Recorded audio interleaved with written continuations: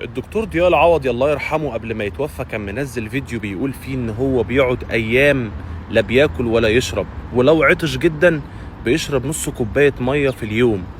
فالمذيعه بتساله بتقول له ايه يعني ليه بتعمل كده يا دكتور؟ قال لها انا بقاوم نفسي وبقاوم جسمي. فهل ممكن الدكتور عمل النظام دوت وهو قاعد في دبي في فندق هيلتون اللي في الجميره وحصل له هبوط حاد في الدوره الدمويه وتوفى؟ لان موضوع وجود شبهه جنائيه في الامارات بالذات يا جماعه او في دبي موضوع صعب جدا. وبعدين فندق هيلتون اللي في الجميره دوت انا قعدت فيه، اللي كان طالع لي لازم يروح للسيكيورتي والسيكيورتي يبعته على الريسبشن والريسبشن بيتصل بيا في الغرفه نطلع فلان يا فندم ولا ما نطلعهوش، ويسيب الهويه بتاعته تحت لحد ما ينزل تاني.